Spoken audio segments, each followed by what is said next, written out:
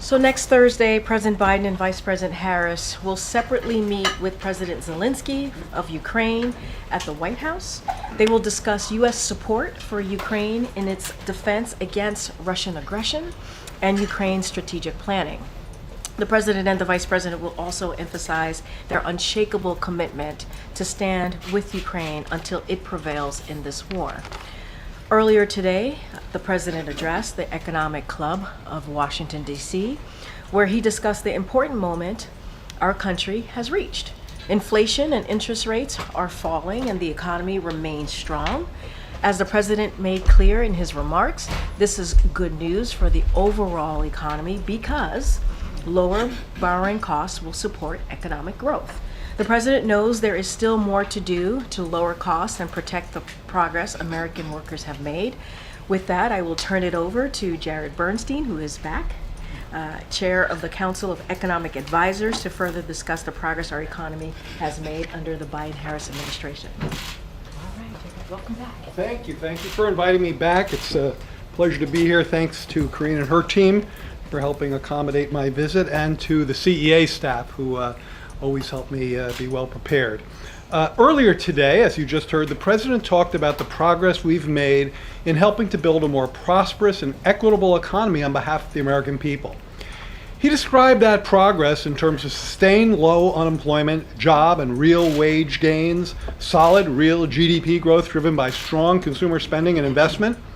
He talked about the optimism embedded in the record 19 million people who have filed to start small businesses, the unsnarling of supply chains, the record energy production, the investment in key sectors of domestic production like clean energy and chips to ensure America's position in the global economy. And he marked this moment in our economic progress by citing the actions taken by the Federal Reserve yesterday to lower the benchmark interest rate they control, an action that will help lower the borrowing cost for homes, cars, credit cards, and borrowing to start or build a business. The Fed's action also underscores the historically unusual fact that all of the progress I just described occurred during a period of significant and critically important disinflation. Though these words, thankfully, did not appear in the President's remarks today, in CEA language, he was talking about the very low sacrifice ratio that has characterized this economic expansion. This ratio derives from the historically negative relationship between unemployment and inflation. It describes how many percentage points of unemployment, for example, we would have to accept to get inflation back down to its target. That concept is why, not that long ago, we saw prominent headlines and commentary assuring us that it would take much slower growth. One headline proclaimed a 100 chance of recession last year to achieve the disinflation that has occurred. And yet here we are with 6.5 percentage points of CPI disinflation and the solid economic conditions I described above. Quoting Chair Powell from yesterday, quote, "I don't see anything in the economy now that suggests the likelihood of a downturn is elevated. The U.S. economy is in a good place. More specifically, the economy is growing at a solid pace with inflation coming down closer to our 2% objective over time, and the labor market is in solid shape." Now, we underscore these dynamics in CEA's most recent blog post, if I can get figure one, thank you.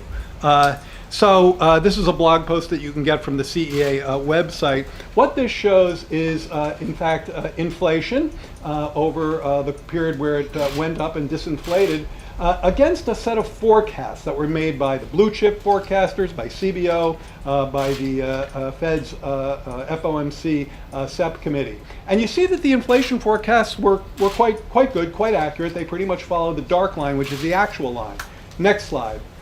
That gets very different when you look at the unemployment rate. In fact, the title of our blog is How the Economy Defied the Forecasts. Here we have the forecast predicting unemployment would have been very high in order to achieve that much disinflation. And in fact, what we have here in this shaded area is the most optimistic and the most pessimistic estimations of where the unemployment rate would be by the blue chip forecasters. These are the most optimistic because they're the lowest. We beat the most optimistic forecast when it came to unemployment. If, next slide please, If in fact the forecasts were correct, this is how much more unemployment we would have had, how much more unemployment households and American workers would have been stuck with if we hadn't beaten even the most optimistic forecast on unemployment. And you can see those numbers range from 1 to north of 5 million unemployed persons whose fate was avoided by the trends I've showed you thus far. And finally, figure 4 shows the same dynamic for GDP. Again, beating the most optimistic forecast of the blue chip, which in this case would be the upper part of the shaded area. I'll close with another important reference to the president's speech today. The part about, and you heard this from Karine, our work is not done. As he put it, I am not here to take a victory lap. I'm not here to say the job is done. I'm not here to say we don't have more work to do. Of course we do.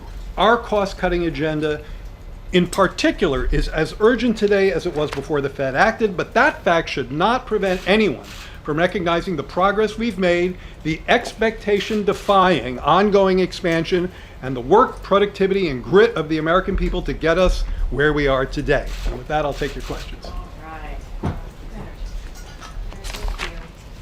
right. You're, one of the people that the president would call if he has any questions about the American economy. I was curious to ask you, what would you say is an economic issue that the president these days is asking the most sort of probing questions to you about, whether it's a data point or a phenomenon or something that he's seeing in the economy? Well, I've been talking to the president a lot in the last few days, as have met many other members of the team in preparation for the speech he gave today, so I am ready with a very timely answer to that question. It's the same, it's a similar dynamic, similar conversation I've had with Joe Biden since I was his chief economist when he was the vice president. He wants to know how these economic developments, how the progress I've talked about today that he spoke about affects working families like the one he grew up in. And right now, that relates a lot to the interest rate cut. How does a cut in interest rate ripple through to the economic lives of working American families? And the answer that I shared with him, and I'll share with you, is lower costs of lending, lower costs of a mortgage, lower costs if you want to take out a loan to improve your home, lower costs of auto loans, credit cards if you want to start or expand a small business. Lower interest rates are really meaningful to people. It's one of the it's really one of the key economic variables in a lot of people's lives through that channel of borrowing costs, and that's certainly, I think, a timely example of things we've discussed lately. And how did you prepare him for the possibility of the Fed making the kind of cut that it did yesterday? Having conversations much like the one we discussed. I mean, we're very careful, as you know, to respect the independence of the Fed, but of course we're always going to talk about any important dynamic or variable in the economy, and so this is a conversation we've had, and it goes right to the impact of it goes right to the impact on the economic lives of the families we discussed. I think also part of this discussion has been about the trajectory of inflation. And here, I want to underscore something I said in my topper, but also the president leaned in today. Very important to him. We've had a lot of discussions about this. So direct answer to your question. He's been very interested in these predictions that said, sorry, you can't get this much disinflation, 6.5 points on the CPI, without accepting a much worse unemployment rate or much slower GDP growth. That is the more kind of traditional within those shaded areas in the figures I showed. And the president felt strongly that we were not going to achieve disinflation on the backs of working people.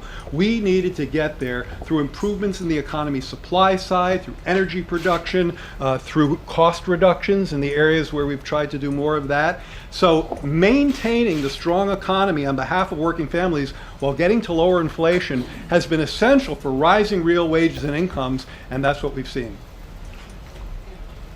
Hey, Chair. Thanks for being here. One of the issues that has still proven to be very difficult is getting housing prices down. Can you walk us through, do you have any kind of numbers to put on housing prices and the importance that they play within the CPI bundle in terms of, now that we've had the interest rate cut, how much more is it, our housing prices going to come down? And then I asked this question yesterday, but I want to ask you again. I mean, with the escalating tensions in the Middle East and the possibility of a broader regional war growing, how do you assess the impact on prices, both in terms of oil and other factors? Okay, so on housing prices, you're very much correct that the CPI, as well, the CPI in particular, but the index I was showing earlier, which is the PCE different index, they have heavy weights for housing, CPI in particular. In the CPI, the housing weight is, I think, around 35%. It's shelter is the single largest weight, I believe, in the CPI. And so it's very impactful. And one of the ways we showed that in a recent blog that we did, which I think, I commend to you because we really dive into your question on the CEA website, is we pointed out that if you look at core inflation over the past year in the CPI, that's inflation without energy and food, 3.2%. Core inflation CPI without shelter, half of that, 1.6%. So it really gives you a flavor of how heavy that weight is. Now, there are two things going on with housing prices in the CPI. One is cyclical or mechanical, and the other is, or maybe call it, something, well, one is cyclical or mechanical, and the other is structural. So the mechanical part is that as rental inflation has rolled over, and it really has, I mean, the inflation of rents was highly elevated. It's now back to levels that we saw pre-pandemic, and this is rental inflation now, not the price level, but the inflation. As that has rolled over, most CPI analysts have expected that to filter into the index by now. We haven't seen that. It's a bit of a head scratcher. I think Powell talked about it yesterday. He referenced that the other part of shelter costs, owner equivalent rent, which I won't get into the details, that's been coming in stronger than expected. So, but simply based on the mechanics of the lags and the rollover in rental inflation, we still expect that to show up as easing in the CPI's housing component. But much more important from our perspective and from the Biden administration, I'd say the Biden-Harris administration, because Vice President Harris has ambitious plans, is to deal with the structural problem. We have a 15-year in the making shortage of affordable housing in this country. 15 years in the making, millions of units shortfall. And this is a market failure. And when there's a market failure, even the most classically oriented economists believe that there's important space for government intervention. And Vice President Harris and President Biden have, I think, very important and in many cases tried and true policy measures that would help reduce that shortfall. Expanding the low-income housing tax credit, subsidizing developing and building in ways that would make those deals, that make those developments pencil out in a way that they don't right now. We could spend a lot more time talking about housing policy, but you can find it out there. I think addressing that shortfall is absolutely critical. I'd call it one of the biggest pieces of unfinished business we have, but we can't do it by ourselves. Congress needs to work with us, and there is zero reason why this should be a red or a blue or a D or an R issue. This shortage is pervasive in states across the nation. Middle East. On the Middle East, so when it comes to geopolitical conflict, there are other people who can stand up here and talk about that with more authority. What I'll say is from an economic perspective, of course we monitor that very closely, but I think it's instructive, important, and in the context of my discussion to you today about how working families are doing, the breathing room that folks have been getting from low gas prices at the pump relative to where we were a year ago is really remarkable, especially when you consider the extent of geopolitical conflict in an area where in an area of the world where energy is often produced and shipped. And this morning the gas price was $3.22 a gallon. I believe that's 68 cents per gallon down from where it was a year ago. That's real breathing room. It's one of the reasons why year-over-year CPI is 2.5% in the last read, close to where it was pre-pandemic. And we think that's an important piece of breathing room. We would also argue that the president's fingerprints have been on that, both whether it's a matter of the release of the strategic reserve, but also record energy production from all sources. The president, in his remarks about an hour ago, said that he had never spoken with the Fed chairman since he's been in the White House. That's obviously not true. He met in the Oval Office in 2022. Can you clarify the president's remarks there and why did he say that? Sure. The president was saying that he has not spoken to Chair Powell about interest rates. He did not pressure Powell and has never done so. And in fact, in the speech today, that was in the section about Fed independence and about the importance of respecting and honoring that independence. It's obviously a stark contrast with our predecessor. Never has the president spoken to Chair Powell about interest rates as president. Never has he pressured him. And the reason for that, and I speak to you now as an economic historian, is that countries where that independence have been compromised, economies where that independence have been compromised, have been brought to ease by inflationary pressures time again. So by respecting the Fed's independence, the president has done a very important service and has made a real contribution to where we are today. But he spoke an hour ago, what were you saying? The president was saying he's not spoken to Chair Powell about interest rates as president. That's certainly what he meant, and he certainly didn't pressure him in that discussion that occurred in May of 22. Thanks, Jared. So this rate cut is colliding with presidential politics. At what point do you think Americans will start to feel the broad economic improvements that come with this rate cut? Would it happen before the election? Well, let me start with the political reference. I'd like to quote from you from a Wall Street Journal lead editorial a couple of days ago. Quote, "We don't agree with those who say a cut in rates this week is political or intended to help Kamala Harris." Now, I don't think the ed board of the Wall Street Journal is associated much with Democrats or liberals, so I take that as a statement that I very much agree with on the non-politicalization, I don't know how to say that word, on the fact that what Chair Powell was doing was monetary policy, not politics. Now, your more relevant question is about when people start to feel these interest rate cuts, right? That was the other thing you asked. Interestingly, the first part of that answer is already. Because of the priced-in dynamics, that is, the mortgage rate, we talked about housing a minute ago, you go back a few months, it was 7.5%. As of this morning, it was 6.1, I believe, 6.15 if I'm remembering correctly. That's a big step down, and that occurred before any Fed rate cuts took place, in large part due to the market expectations that those rate cuts were going to occur. So that's a priced-in effect.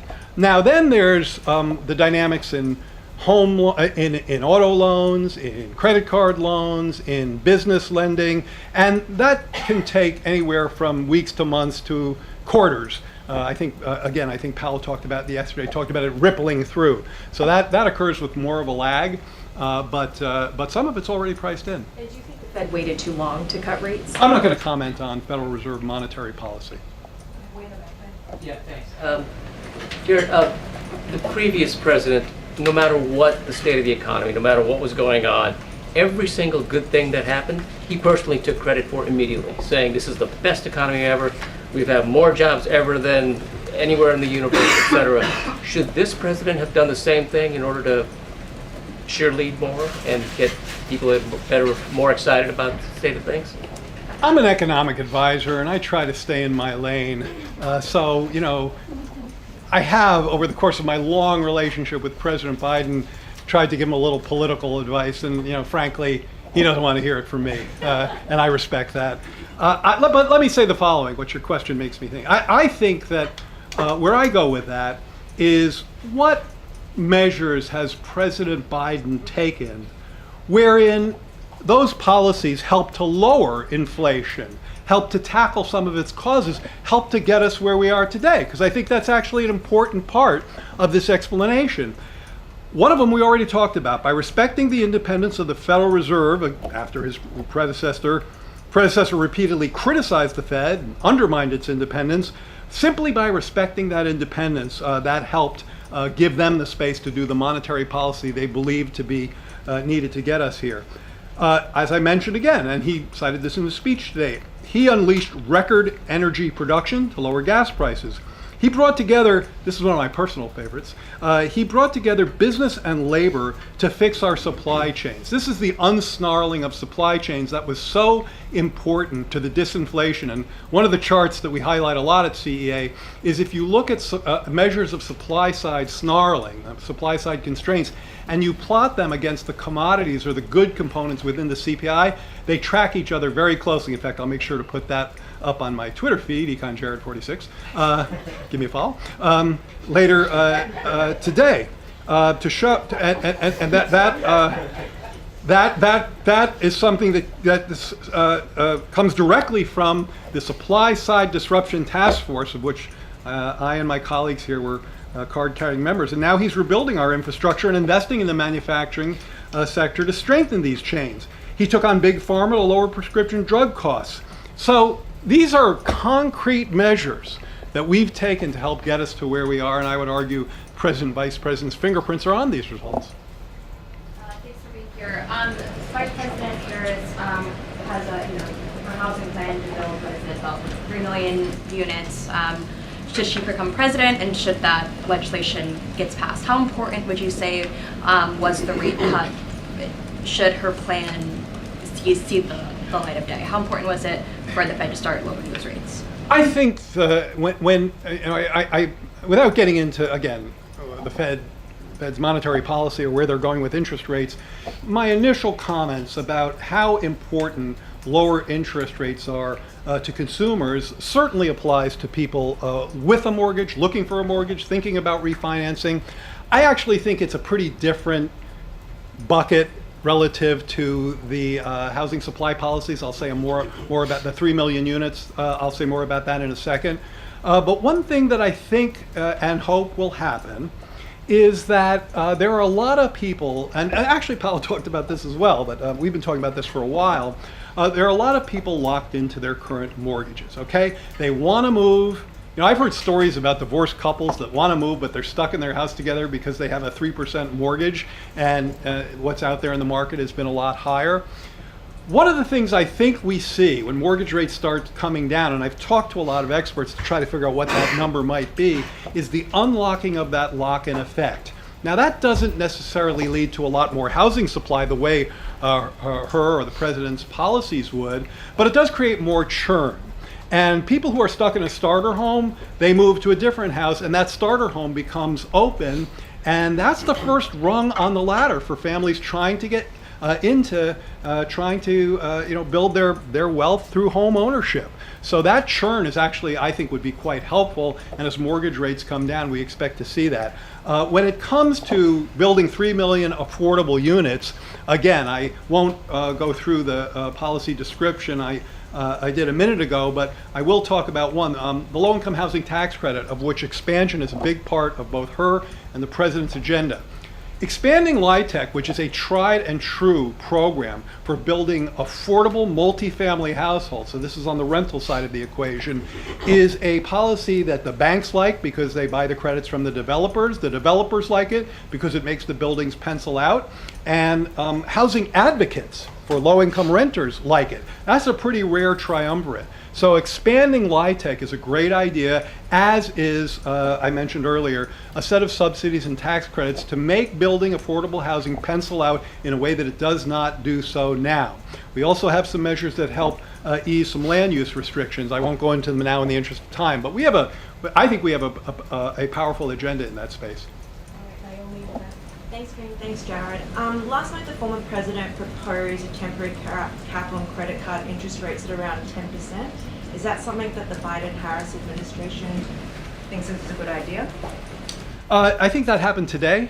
Or what did you say? I thought it happened last night. Okay, maybe it happened last night. So I haven't had a lot of conversations about that yet with my colleagues, and I would wait before that. I will say the following.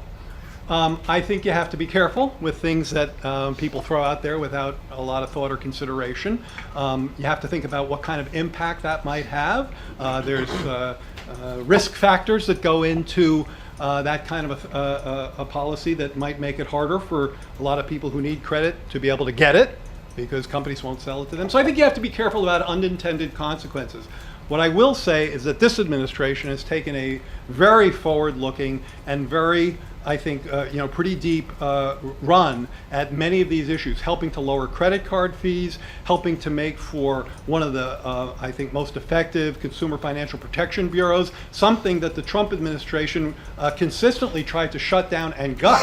So when it comes to protecting consumers, this administration, I think, has a track record that isn't just about, throwing off ideas that may or may not be effective. Two quick questions. One, the president in his speech today said that he expects interest rates to continue to fall. What gives him that confidence? I think what the president said was a reference to the SEP, the Survey of Economic Projections that comes out with the Fed report yesterday, where they put where members of the Federal Open Market Committee put where they think interest rates are going. So he was simply referring to the published SEP. And the Congress is going to have to, before they leave, pass a short-term spending bill of some kind. That there seems to be talks between 3 months and 6 months. Does the council have a preference for kind of how that's worked out, how long it lasts? I think the way we would put it from the council and probably from the administration writ large is that, well, let me tell you where we would put it from the council. So we are at an economic moment that I hope I've conveyed to you today is unique, is strong, is leading to real wage and income gains, disinflation amidst strong growth, lower inflation, lower interest rates, wages and incomes growing. This is a solid economy. You heard my quotes from Chair Powell yesterday, and it's an economy that is getting back to the kinds of conditions that we've wanted to see for a long time. Making an own goal kick in that economy is not only a bad idea, it's malpractice. It doesn't, it's not like it's not like government shutdowns, send the economy off a cliff, but they are a negative. They do lead to losses. Now, sometimes those losses are made up on the other side of the shutdown, but there is no reason for us to go through that. There's never a good time for that own goal kick, and it's particularly bad now. The only path forward is through bipartisanship. House Republicans should stop wasting time and work across the aisle to pass a short-term bill to keep the government open and provide emergency funding for disasters. Congress knows how to do this. It's not complicated. They've done it on a bipartisan basis many times. Given the economic conditions I've been touting here today, given what we saw yesterday, given the information in the president's speech, this is no time to be playing those kinds of games. Jared, any update on the farm bill? So the farm bill, farmers and ranchers. Thank you so much. Jared, farm Thank you. bill? Farmers and ranchers like to know? All right, give Jared a follow on X. Thank you, Chair.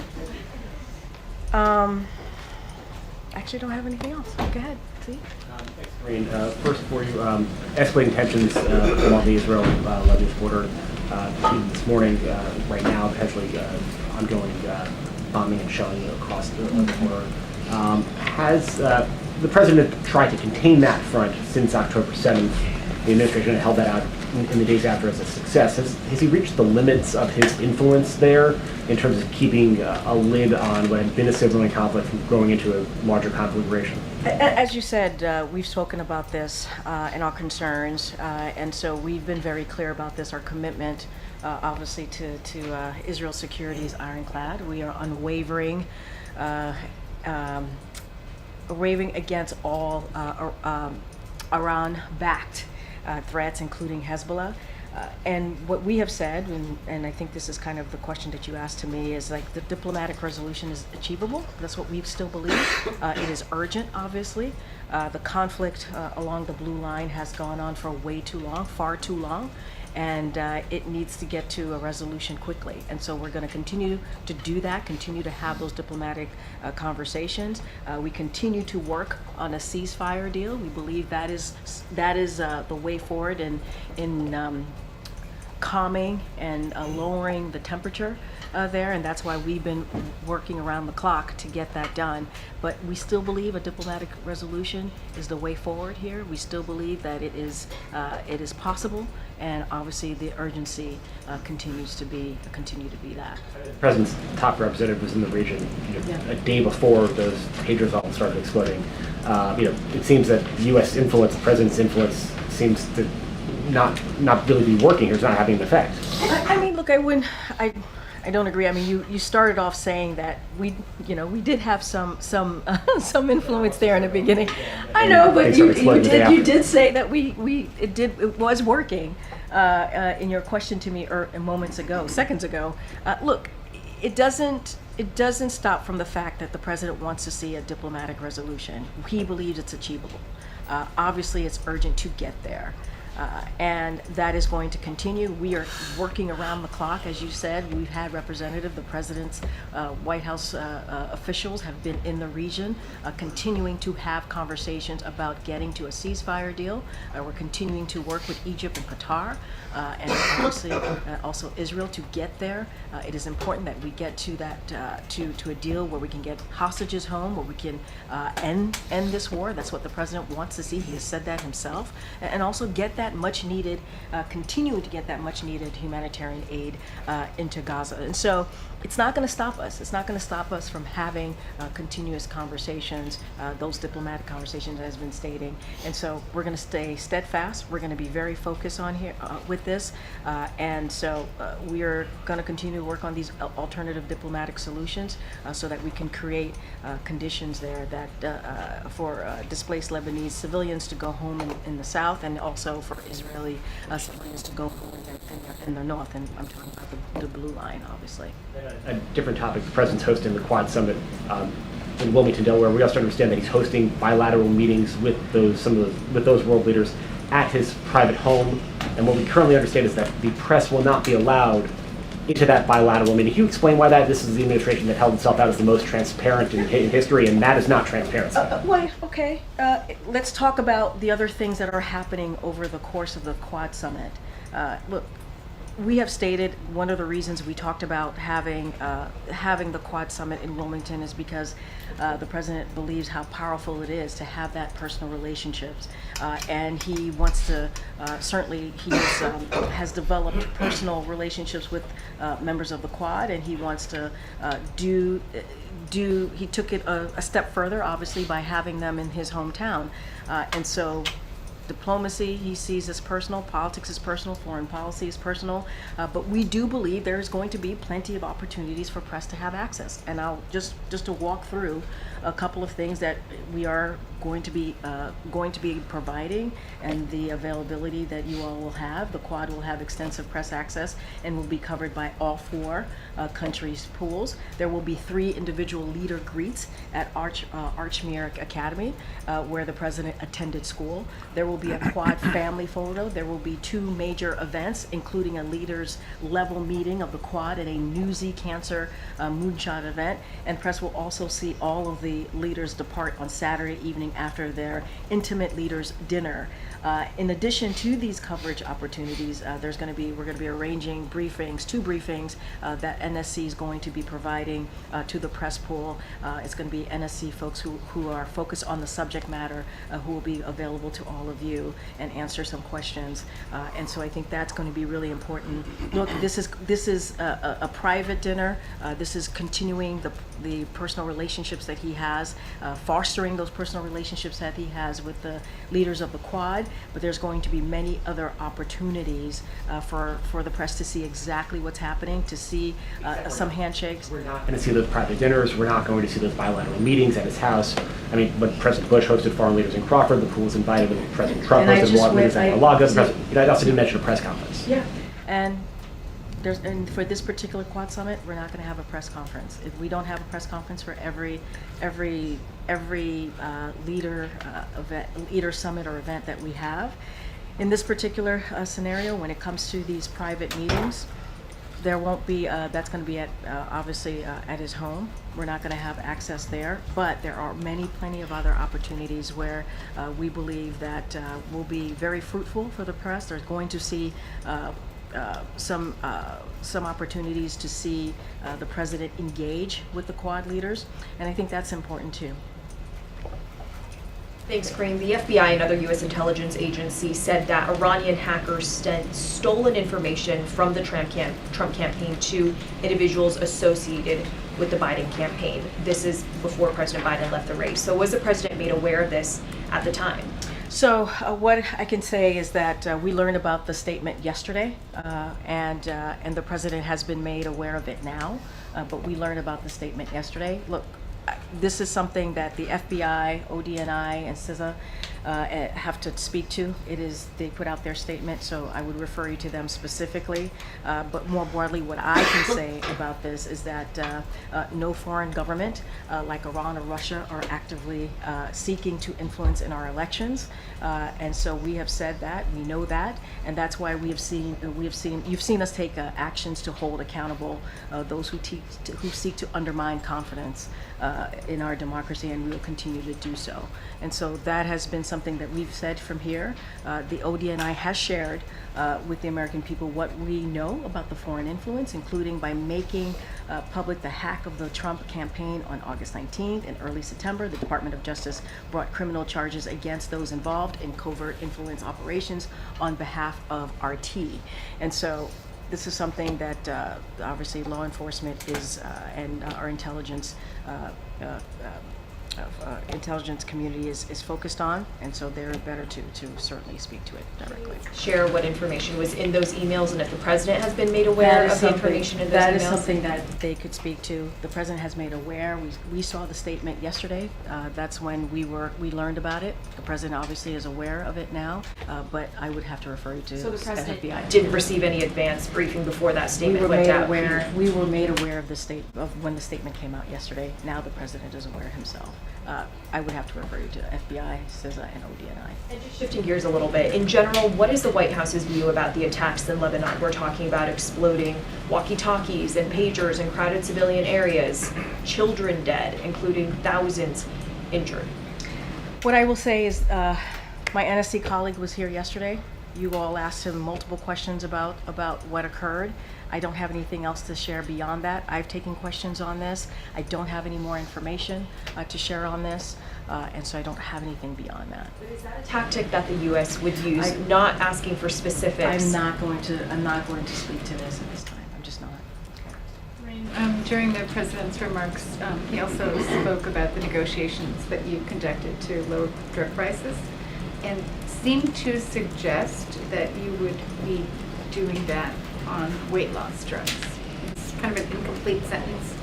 He said, "Watch, we're doing this on weight." Or so, can you just give us a go beyond with the? He said, "Watch." I don't have anything else to share. I don't have an Did he announcement miss to a few make. words, I'm or- not gonna. I don't have anything else to add. As you know, one of the things that came out of the Inflation Reduction Act is to make sure that we did everything that we can to lower healthcare drugs, prescription drugs, and that's what you see. You saw the president was able to beat Big Pharma. And so that is important to the American people, lowering those really critical drugs that they need just to survive. We've heard stories about whether folks are dealing with cancer or diabetes and how much they get charged by big pharmaceuticals. And now we're in a position where we can lower those drugs. I don't have anything to say or add beyond what the president shared today. And just to go back to the Middle East for a moment. So, I think, would you agree that there has been a change or an escalation in the tensions in the region? And are you concerned about that? And what are you doing to sort of tamp down on We that? have said we are concerned about the tension and afraid and concerned about potential escalation. We have said that in the Middle East. We've been very clear. And we've also said that the way to move forward is diplomatic resolution. We think it is achievable. Obviously, it is urgent. And so that's what we're going to continue to do, having those diplomatic conversations. Diplomacy is key here when we talk about potential escalation, which we do not want to see. We do not want to see. And so we're going to continue to work towards that. Why not use the levers that you have? The U.S. is sending weapon shipments to Israel. why not, in other cases involving other countries, you have curtailed weapon shipments. In the case of Israel, you've stopped, paused the 2,000-pound weapons. Why not send a signal by pausing weapon shipments to express your concern? Okay, so our policy has not changed. Our commitment to Israel's security is ironclad. That has not changed. And we cannot forget what Israel is dealing with in that region. What we're talking about, having to really fight against, Iran-backed threats, including Hezbollah. This is something that we've been very clear about. And so our support has not changed. It will continue. We do not have a policy change here. We're going to continue. Our commitment to continuing to support Israel's security continues here. We want to see a diplomatic resolution. It is important. We want to see that happen. Obviously, we believe it's achievable, and that's how we want to move forward here. But we're not going to change our policy. Karine, an Israeli official told CNN that a senior advisor to Prime Minister Netanyahu had presented to the Biden administration a new ceasefire proposal. Did that happen? So as I said multiple times before, and my colleagues here who have from NSC who've been at the podium, we're going to continue to have discussions with Egypt and Qatar, as well as Israel on a way forward. Let's not forget, after Hamas brutally murdered 6 hostages, I'm not going to get into specifics. I'm not going to negotiate from here, but we are going to continue to have those discussions. Just asking if you can confirm that there was a new proposal shared with the U.S. I'm just going to continue to have discussions with Qatar and Egypt. I don't have anything else to share beyond that. The proposal appears to be for a permanent end to the war, release of all the hostages in Gaza, all Palestinian prisoners held by Israel also being released, and safe passage for Yahya Sinwar out of Gaza. Does any of this sound feasible to you? We're in consultations with all of the parties, Qatar, Egypt, Israel. I'm not going to negotiate from here. I'm not going to confirm anything from here, but we continue to have these discussions. We believe the best way forward is to get to a ceasefire deal. That's what we want to see. Bring home hostages, get more immediate relief into Gaza. That's what we want to see, and get and make sure we end this war. And that's what we're going to see. Finally, next week, the president and the prime minister are not meeting in New York City or on UNGA. Why is that? I don't have anything else to share beyond what we've shared of what we're going to see with the president. If we have more information to share on who the president's going to meet with, any other world leaders, we'll certainly share that with all of you. Reported that they're not going to meet, so I'm just asking. I don't have anything else. As you know, when it comes to the Prime Minister of Israel, he and the president have had multiple conversations over the course of almost a year now. They've met a couple of times. I just don't have anything to share beyond reasoning as to why they're going to meet, if they're going to meet. I don't have anything else to share. Okay, Danny. Thanks, Karine. You said that the president believes that a diplomatic solution is achievable. What on earth gives you the reason to believe that? I mean, what evidence is there that despite all these, the pager bombings and the now airstrikes today, and Nasrallah saying it's a declaration of war, what is there that makes you believe that? Makes the president believe that? Because the president continues to believe that we have to be optimistic, and diplomatic resolution is the best way. When we think about foreign policy, when we think about these type of relationship, having diplomacy, having those conversations is critical, is key. And the president has been successful in doing that in the past 3.5 years. So that's what he wants to see. He believes that is still achievable. He believes that is still achievable. We are not saying that we don't have concerns. We do not want to see escalations. We are not saying that the conflict that we have seen, it truly has, along the blue line, has gone for too long. We are acknowledging that. We're going to continue to have this diplomacy. It is important to do so, and that's the way this president sees moving forward. The First Lady will be traveling to Mexico October the 1st to attend the inauguration event of Claudia Sheinbaum. Vladimir Putin is also invited to the event. Is that potential encounter something that worries the White House? No. Considering the relevance and the influence the U.S. has in the region, in the Middle East, considering that you provide most of the arms, what is what do you think is the precise goal Israel has in these attacks in Lebanon? I can't speak to any of. I can't speak to this. I'm just going to leave it where we have been in the last 2 days. You heard from my colleague yesterday. Look, going back to the inauguration in Mexico, the First Lady, I talked about this yesterday. She's looking forward to being there. It's a historic moment. That's going to be her focus in supporting the president-elect and being there with the U.S. delegation, where she's very much looking forward to it. I'm not going to speak to what President Putin is going to do or not do. Thanks, Karine. And thank you for clarifying when the president first learned of this Iranian influence campaign or attempts to reach people associated with the campaign. Now, what is now the Harris-Walz campaign says it was people associated with the campaign, not campaign staffers, who received emails from Iranian hackers. Were any of those people associated with the campaign, as they put it, members of the Biden family? I would have to refer you to FBI, CISA, and ODNI on this. They can speak to the specifics. I would also have to refer you to the campaign. Well, that's the thing. Yeah. He's not a member of the campaign anymore, and apparently these people weren't either. That's why we're asking you here at the White House. And this is something that the FBI, CISA, and ODNI can speak to. I cannot speak to that So from whether any here. of these people were White House officials who weren't on the Wilmington payroll at the time, being contacted through their personal email, you couldn't say. You have to speak to FBI, ODNI, and CISA on this one. Regarding the Quad, is the Vice President attending any of the meetings on Saturday? She will not be attending any of the meetings on Saturday. And the decision not to allow reporters to see the bilaterals that he'll be having Friday afternoon and Saturday, does this have something to do with the foreign press pools from India, Japan, and Australia? Is there a security concern with having them on the grounds of his home? What I can say is the president wants to have a personal moment with the leaders. This is relationships that he has had with leaders of the Quad throughout, obviously, his tenure here as president. He wanted to have continue to foster those personal relationships. He wanted to have a private moment with them, continue to grow those relationships. That's what this is about. But not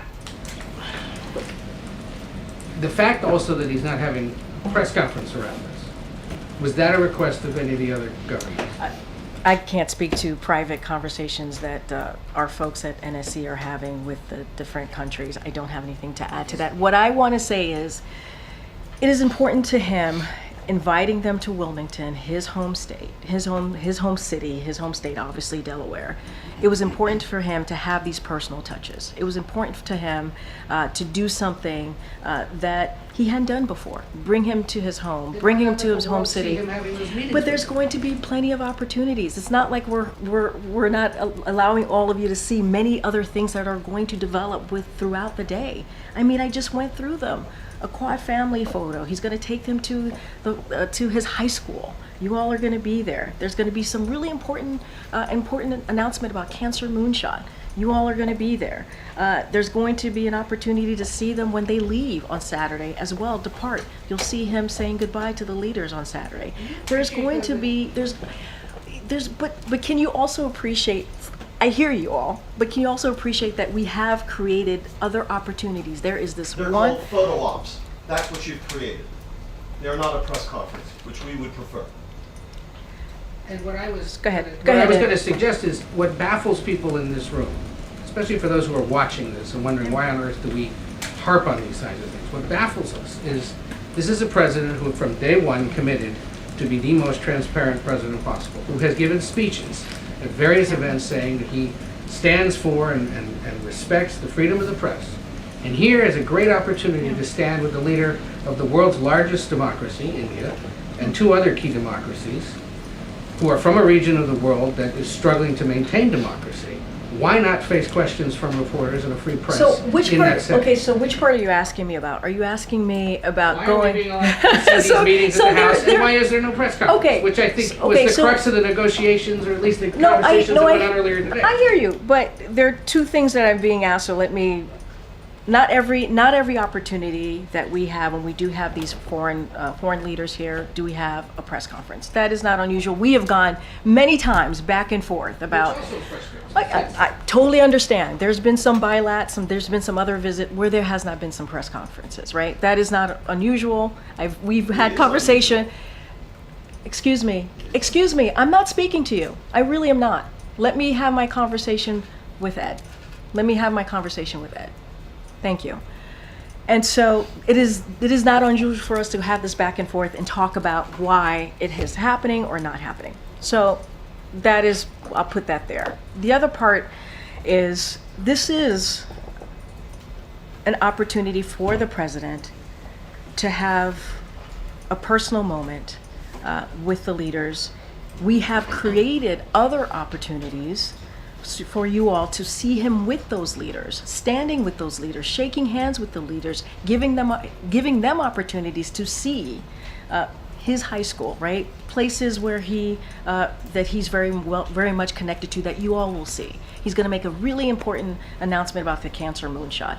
We believe, and I know there is a difference of agreement here, right, is that there's going to be plenty of opportunities for press to have access to see him with these other leaders. And so we have made sure, and I think people actually care about photo ops. Photo ops are indeed important because and maybe there'll be questions taken during those photo ops. You never know, right?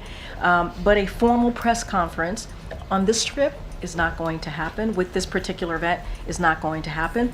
We have gone back and forth on many other events, so that's what I'm saying is not unusual.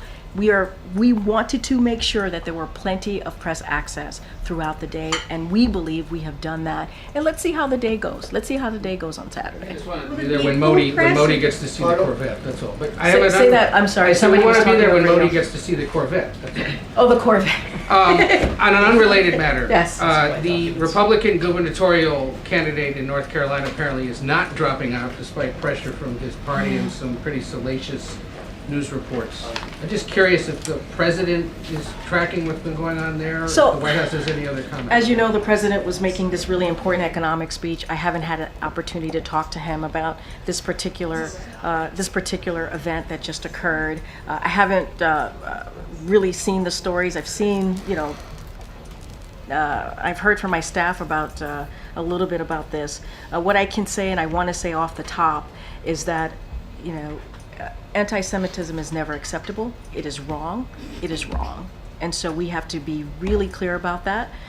Elected leaders have to be really clear about that. They need to be responsible about calling that out. As far as the ongoing stories and as it relates to this race, I just don't have any comment for you. And I haven't had a second to talk to the president since he made a really big speech. Go ahead. Thank you. Two questions, one related to kind of your topper about Ukraine. Yeah. Senator J.D. Vance said in an interview a few days ago, and I'm quoting him, I think Washington has left Taiwan in a really crappy position because we sent all our weapons to Ukraine.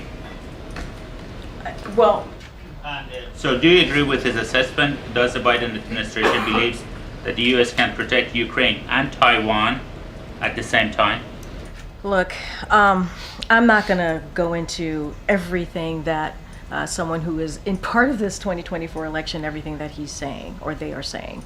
Certainly would have to refer you to the campaign. I think you have seen this president be a leader on the global stage. I think you have seen a president that has brought partners together and allies together to certainly show support for Ukraine. It is not just the U.S. that is engaging and giving that support to Ukraine. You see that from our allies, from our NATO allies, from 50 other countries. And so that is happening because this president has leadership and showed leadership. And we've been very clear about the one China policy. That has not changed. And so we'll continue to be there for our partners and our allies out there. I just don't have I'm not going to respond to everything that's been said out there on the campaign trail. And that's something I'm going to do from here. And on Lebanon, if I might try my luck. Sure. The past 2 days, the administration kept the position of we were not involved and we did not have any knowledge about it. So my question is, but you've seen what the people in Lebanon endured. Do you think that was act of terrorism? I'm just not going to get into it from here. Look, obviously, children being harmed, people being harmed, is difficult to see, and not something that we want to see. But as it relates to any information or anything that occurred the last 2 days, as it relates to the pagers or the walkie-talkies, I don't have anything else to share beyond here. From here, you heard from my NSC colleague directly as well. I just don't have anything else to share. Go ahead. Thanks, Karine. The mayor of Springfield, Biden, has issued a proclamation claiming temporary emergency powers that are intended to mitigate public safety concerns. Obviously in the wake of the smear of Haitian migrants in that city. Separately, former President Trump says he will visit there in the next couple of weeks. I understand you have constraints as to what you can say relating to your campaign, but in general, from a public order or community tension perspective, what do you think about that? Look, again, and we have said this multiple times, you've heard the president, you've heard the vice president. It is, and speaking about this more broadly, it is shameful to continue to spread this type of conspiracy theory. It has been debunked by the mayor of Springfield, by the governor, and the city manager, the police department on the ground. And to continue to spread this type of hateful smear is it's just quite unbelievable that we're doing this, especially when we're talking about leaders who are supposed to protect communities. And it causes harm. It causes harm to everyone. And as you can see from the actions that they have to take on the ground to protect people. And so, look, we are going to continue to denounce this. We should not be tearing our communities apart. This is a president and vice president that believes in bringing our communities together, and that's what we're going to continue to see. We have to bring down the temperature in politics. That's what the president has said, and you know, it is just really shameful, disgusting.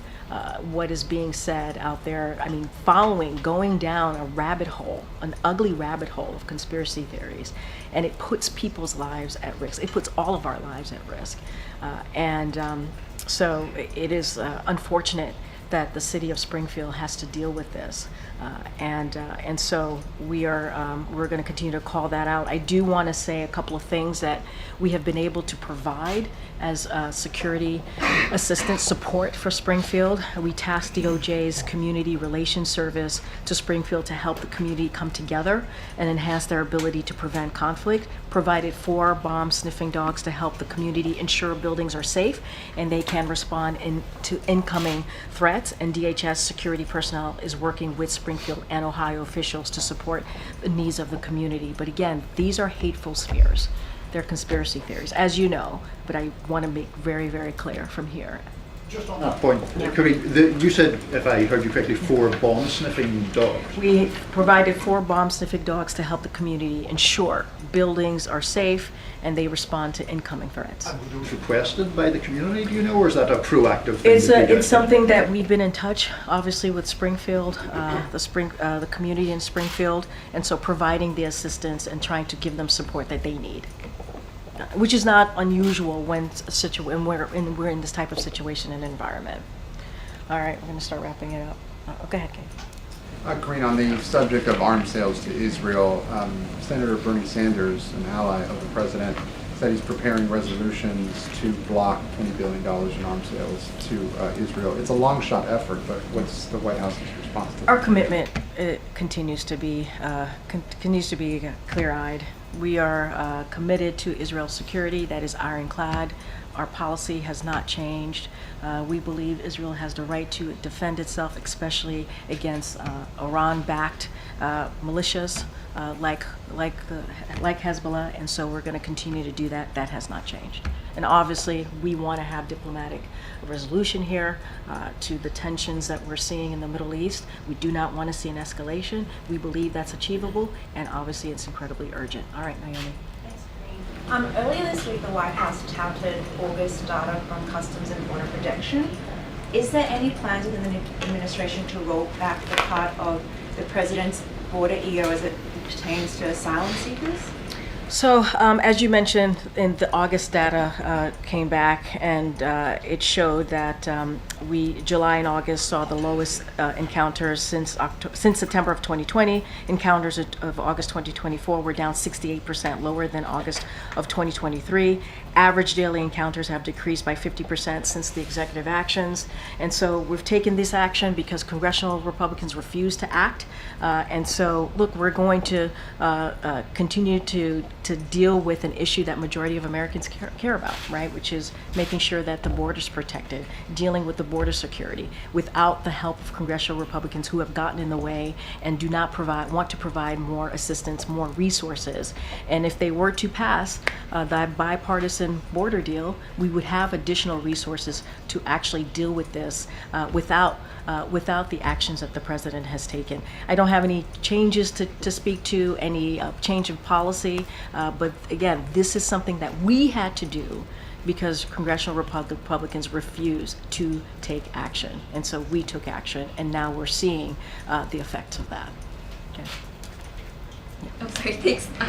You mentioned that you don't want to see an escalation in the Middle East, but given what's happening in Lebanon, what does the White House view as that escalation? What are you all looking for, I guess you say, things have really escalated, this is what we need to do, what's going to happen? No, we know there's tension there. We do not want to see an escalation. We're continuing to have these diplomatic conversations. This is why the ceasefire deal is so important. This is why we're continuing to engage with Qatar, Egypt, and Israel to get to a resolution here. We believe if we can get to that, it will reduce the tensions along the blue line. So that's something that we're going to continue to do. I don't have a chart here to say what is escalation, what does escalation look like, and what's going to trigger and what we define an escalation, but we know that the tensions exist. We do not want to see further escalation, and we are going to continue to have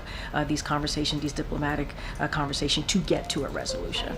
President Biden on what he is tracking in terms of an escalation and maybe when he might say things have, I guess, taken that turn? Diplomatic resolution is the way to go. We believe it's achievable, it's urgent, we're going to have those diplomatic resolution. We want to get to a ceasefire and hostage deal. It is important to do so. We believe it would lower the temperature, reduce the tension there, and that's going to be our focus. Thank you for taking my question. My colleagues at USA Today published a piece today about the status of the nation's effort to clear the backlog of sexual assault evidence kits, something that then Vice President Biden announced in 2015. There have been 100,000 kits tested, $350 million invested, and only 1,500 convictions. Is he satisfied with the results of that initiative? And what more does the president want to see done to reform new and old cases are handled? So you're right, this is something that the president is very much focused on. I have not spoken to him about that particular report and the findings of that report, so don't want to certainly say something that I haven't discussed with the president. But you heard us, and you heard the president speak to VAWA, a historic legislation that he introduced more than 30 years ago. And let's not forget, when he was senator, there was no discussion about what happens when a woman is dealing with domestic violence or any type of violence. And so he brought that to the forefront, has fought for that for the past 30 years, has been able to make additional steps, make step forwards under his administration. And so don't have anything to say to that particular study, would have to talk to the president and our team. But obviously, when it comes to the issue of domestic violence, when it comes to an issue in protecting women, this is something that the president has been on the forefront of as a senator, as a vice president, and certainly as president.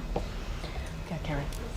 Jared Bernstein spoke at length about where you guys stand on the government shutdown at this point, but how would you describe right now the relationship and the communications between the speaker and the president? So I don't have a conversation to read out. Obviously, the president is in constant communication with leaders, with congressional members on a regular basis. He gets updated by his team on what's going on, in particular with the budget conversations.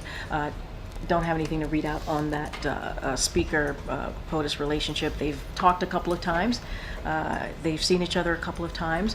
But as it relates to the CR, we think that there's a way forward, a bipartisan way forward. We've seen this done before, and that's what the president wants to see. And that's what the American people deserve.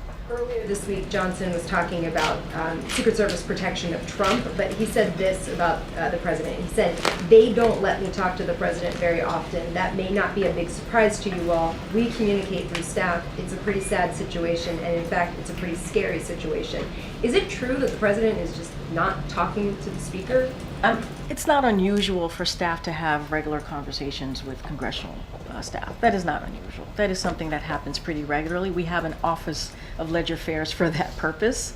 And so when there's an important moment for the president and the speaker to speak, obviously the president has that conversation. Right now, we're talking about a short-term CR. That is not a difficult thing. It really isn't. It is not a difficult thing to get done. It is a easy thing for action for Congress to take.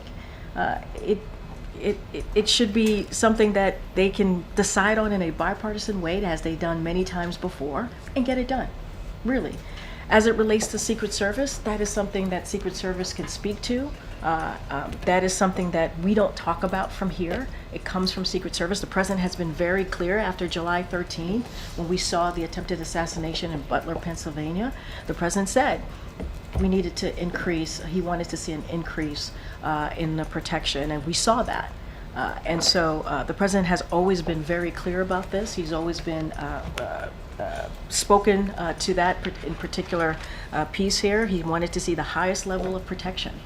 And Secret Service, the acting director, said it's happened.